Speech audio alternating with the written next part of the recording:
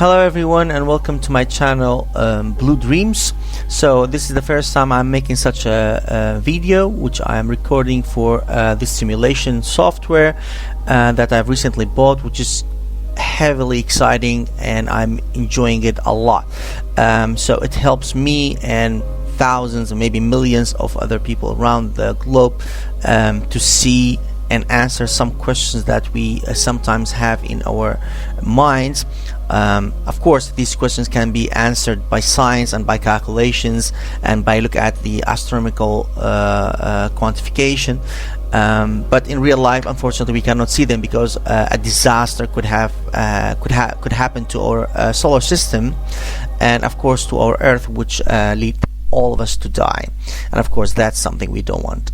So this simulation software has been published and launched recently, and I had the chance to buy it and play with it a bit and to answer the questions that we have, and also to see for real, of course through simulation, what change can happen to our solar system and in our galaxy and the universe in general.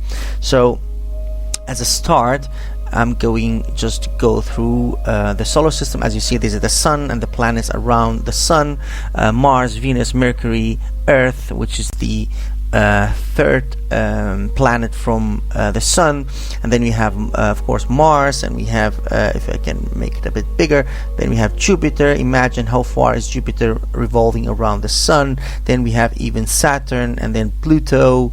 I think Neptune is Uranus also here, and then Neptune. So you see the orbit of the Neptune is super huge. And of course, if I can pick up the sun, so I'm gonna stop the time, and as you see here, the time is 2027, which we can fast forward or slow it down to see the movements and the motions of the planets more clearly.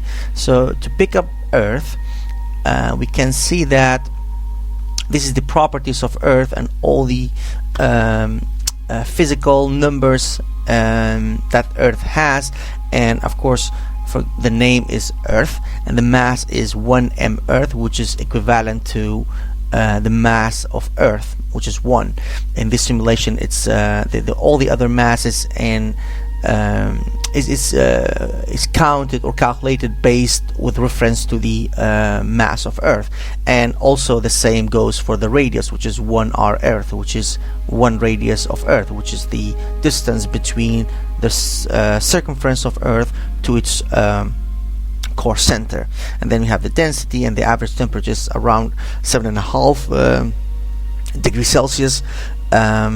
Of course, we have the speed, and as you can see, the speed is the speed at which Earth is revolving around the sun, which is 29.3 kilometers in this simulation, and which is also close to the real speed of Earth that goes around the sun. And the rotational period here, we can see it's like less than a day, because in real, a day or the time at which Earth is rotating around itself is not 24 hours, but actually it's a bit less. It's like 23 hours and 56 minutes or so. So these 4 minutes will make up a day every 4 years, and that's why we have the leap year when the number of days in February is actually 29 instead of 28. And this is the orbital period, and this is again the one full revolution of Earth around the sun. Age is 4.5 gig a year, of course, so 4.5 billion years ago the Earth was formed, and this is of course the age of our planet. And this is the surface gravity, which most of us know. And then we have here the motion, which the parental star is the sun, and the distance is 1 AU, which is equivalent to the distance between sun and Earth. And all the other objects and planets are reference to based on this figure, which is 1 AU, 1 astronomical unit, which is 150 million kilometers of distance between the sun and Earth. And this is the speed. And then we have all the other figures, and then we have of course the pre-center distance and the apocenter distance. Of course, in reality, the let me make the view a bit better. Then we can see that this is, sometimes this simulation gets crazy when you pick up a item. So let me check the sun, and here it goes better. And of course I can show the habitable zone. So as you can see, the orbit of Earth seems to be circular, but actually in real life there is quite a small difference between both aphelion and perihelion, which I can show you here, that the sun, or the distance between Earth and Sun, is not fully centric, but actually it's a bit eccentric. It has a bit of oval shape, and as you can see here on the left side, the distance or the radius is a bit smaller than the one on the right side. So this one is perihelion and here is aphelion. And in the past, when I was a child, I always thought that when Earth is closer to the Sun, that's the time when we have summer, and when the Earth is on the farther side of the Sun, and that's where we have winter. But actually that's not the case, and that's due to the obliquity of Earth, which, as you see, the perpendicular axis here, this polar axis, is not fully perpendicular, but actually it's inclined by around 23 degrees, or I can see for sure, yeah, 23.4 degrees here.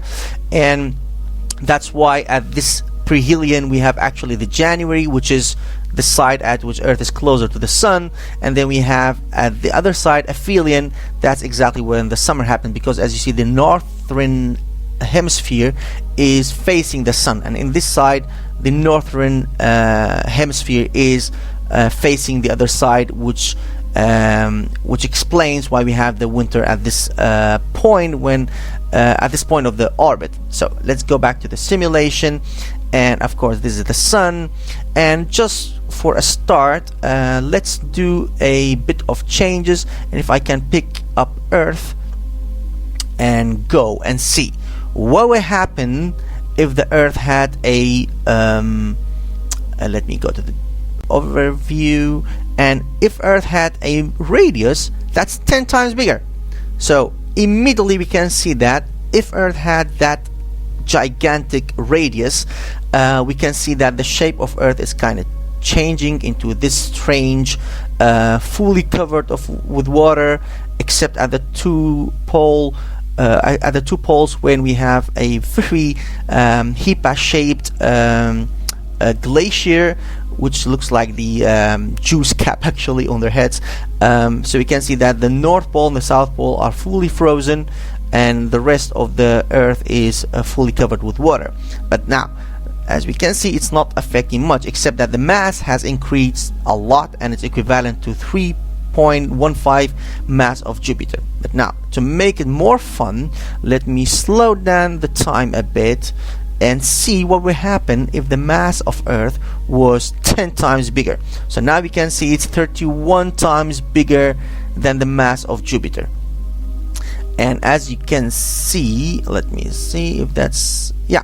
So if I can fast forward the time, so I can see that,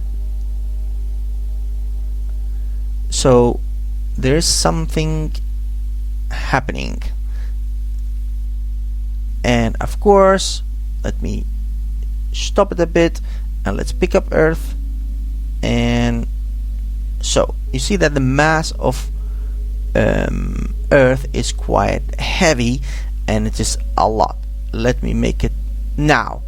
So I've increased it further to have 1/3 of the mass of our Sun, which is crazy. Now you can see that the major force in the solar system is not only Sun or also a bit of the Jupiter, but also Earth is massively affecting the other planets and all the other objects that's revolving around the Sun. So now both Sun and Earth are actually playing around each other, and they are manipulating the whole gravitational pull force of the solar system, and it is a disaster. So we can see that, let me slow down the time a bit, and you can see that most of the planets like Venus, for example. It has its orbit distorted because every time it goes around the sun and it goes between the Earth,